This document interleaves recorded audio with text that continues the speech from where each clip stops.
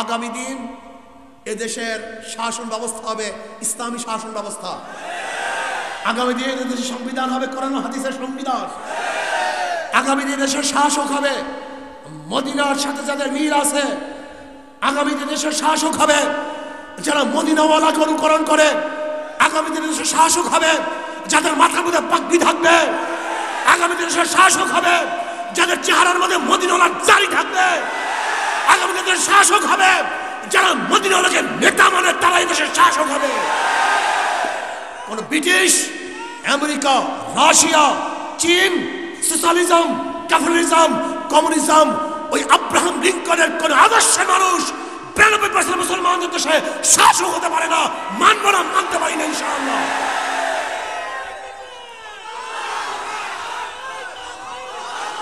ভাই আমার, এর জন্য আমি যুবকদেরকে বলবো, মুসলমানদেরকে বলবো, ইসলামী ফুবিয়া তোমাদের মাথার মধ্যে ঢুকছে কেন? ইসলাম মানি মনে করে বিশাল কিছু, ইসলাম মানি কঠিন এক জিনিস। এক গাজাওয়ালা প্রশ্ন করছে, হুজুর ইসলামী হুকুমতে আমার গাজার অবস্থাটা কি হবে? আমি গাজা কিভাবে সেবন করব? আমি বললাম তুমি কোনো টেনশন করিও না, তুমি কি মসজিদে গিয়ে গাজা সেবন করতে পারবা?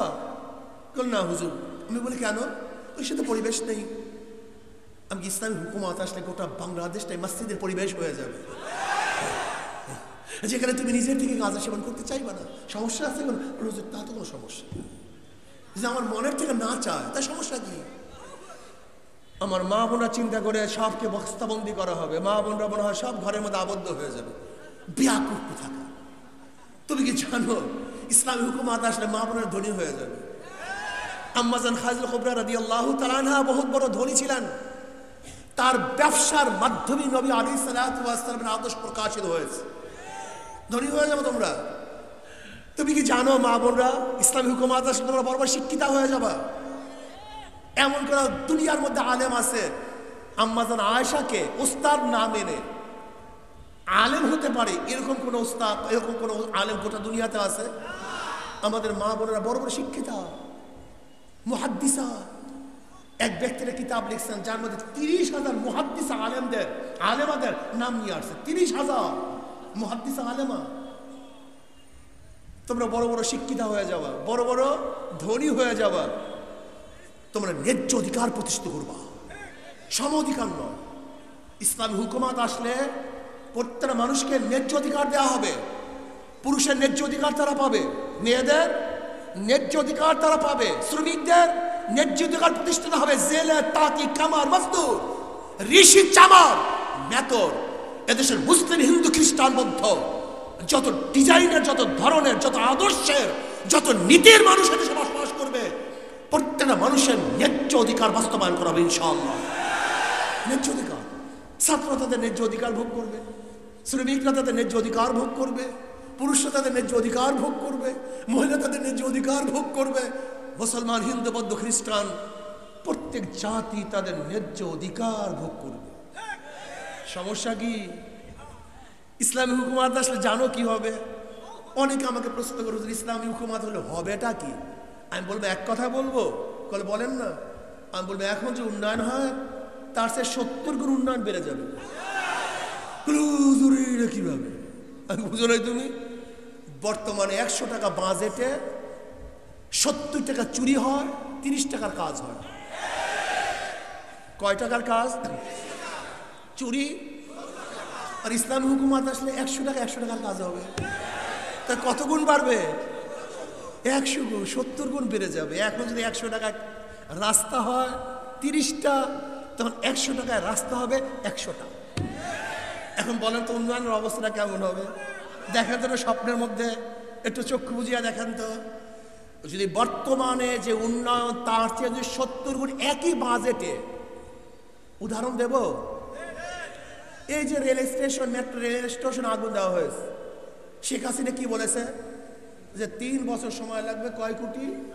350 কোটি টাকা খরচ হবে। সময় লাগবে 3 বছর বা 1 বছর বা 3 বছর, আর খরচ হবে 350 কোটি টাকা। আর অথচ দেখা যায় মাত্র 2 মাসের মধ্যে রেল স্টেশন ঠিক মাত্র 2-3 কোটি টাকা লাগছে। 1 কোটি 25 লাখ খরচ হয়েছে। কত? 1 কোটি 25 লাখ, আর শেখ হাসিনা বলছিল 300 কোটি, 350 কোটি। এখন বুঝেন পার্থক্য, বুঝেন আপনারা? এটাই হালাত। আর ইসলাম হুকুমত আসলে বাংলাদেশের প্রত্যেকটা রাস্তাঘাট, প্রত্যেকটা মিল ইন্ডাস্ট্রিজ, প্রত্যেকটা অধিকার, প্রত্যেক গরিবের অধিকার, মিসকিনের অধিকার, এতিমের অধিকার, বিধবার অধিকার, বিকলাঙ্গের অধিকার, বোবা অন্ধের অধিকার প্রতিষ্ঠিত হবে। গোটা বাংলাদেশের প্রত্যেক দরিদ্রের জিম্মা সরকারের কাছে থাকবে, কোনো টেনশন নাই, ফ্রি। ইসলামী সরকার জনগণের খাদেম হবে, সাইয়্যিদুল কওম খাদেমুহুম, এটা তাদের খাদেম। আসো আজকে ঠিক ইসলামী আন্দোলন বাংলাদেশের পতাকাতে ঐক্যবদ্ধ হয়ে, পতাকাতে ঐক্যবদ্ধ ইসলামী আন্দোলন বাংলাদেশ কেন করবেন?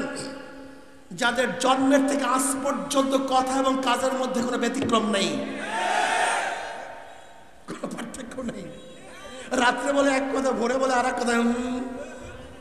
ওরা প্রথমে যা বলছে আজও তার উপরে আছে, ইনশাআল্লাহ ভবিষ্যতেও হকের উপরে থাকবেন, নড়বে না ইনশাআল্লাহ।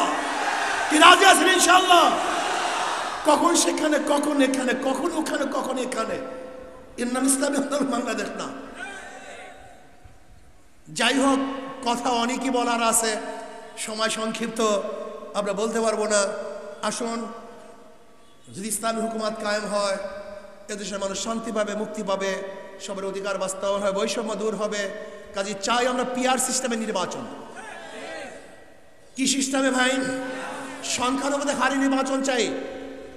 কোন ব্যক্তিকে ভোট দেওয়া হবে না, মার্কাকে ভোট দেওয়া হবে। তাহলে পেশি শক্তি থাকবে না, তখন নমিনেশন বিক্রির বাজার বন্ধ হয়ে যাবে, তখন গুন্ডামি ফাজলামি থাকবে না। প্রত্যেকটা মানুষ তার অধিকার বাস্তবায়ন করতে পারবে, ভোট অধিকার বাস্তবায়ন করতে পারবে। মার্কায় ভোট দিবেন, ধরে নেন যদি 30% ভোট হাত পাখায় পায়, তাহলে কতজন? 100 জনের মধ্যে যদি 30টা পায়, তাহলে কত পার্সেন্ট হলো? 30% সদস্য তারা সংসদে চলে যাবে। এরকম যেই মার্কা যত ভোট পাবে, সেই মার্কার অত প্রতিনিধি কোথায় যাবে? কথাটা বুঝাতে পারি না। ধরে না যদি এই মার্কা 10% পায়, তাহলে 100-র মধ্যে কতজন তার সিট? 10 জন। যদি 20টা পায়, 20 জন। সহজ হিসাব। আমাদের বাংলাদেশের যেখানে যত ভোট সব কাউন্ট হবে এক জায়গায়। যদি আলহামদুলিল্লাহ হাত পাখায় 30% ভোট আপনারা কালেকশন করতে পারেন, তাহলে 300 সিটের মধ্যে 30% ইসলামী আন্দোলন বাংলাদেশের সদস্য সংখ্যা কত? 90। কথা বলেন কত? 90। তাহলে সমস্ত পার্টিদের পার্টিসিপেট থাকবে, সমস্ত পার্টি। যারা 1% ভোট পাবে তাদের প্রতিনিধি থাকবে, যারা 2% ভোট পাবে তাদের প্রতিনিধি থাকবে। সমস্যা কি? তাহলে তো সবার সংসদ হবে, জনগণের সংসদ হবে। কথা ঠিক না? হাজারো ঝুট মুট জোট মোট এর কোনো তামসা লাগবে না, খেয়াল লাগবে না, বাণিজ্য দরকার নেই, কিচ্ছুর দরকার নেই। কাজে আসুন আমরা সবাই পিআর সিস্টেমে নির্বাচন চাই, পিআর সিস্টেমে নির্বাচন করতে হবে। আল্লাহ পাক আমাদের এই বাংলাদেশ ইসলাম হুকুমত কায়েম করে দেন, ইসলাম হুকুমতের জন্য হাত পাখাকে বিজয় করে দেন। সবাই জোরে না আল্লাহুম্মা আমিন। আজকের দাওয়াত চলবে তো ইনশাআল্লাহ। প্রতিদিন কয় ঘন্টা? মিনিমাম 2 ঘন্টা দাওয়াত দিতে হবে। মিনিমাম কয় ঘন্টা? কি রাজি আছেন সবাই ইনশাআল্লাহ? কি দেবেন তো ইনশাআল্লাহ? কে কে রাজি আছেন? নারায়ে তাকবীর, নারায়ে তাকবীর।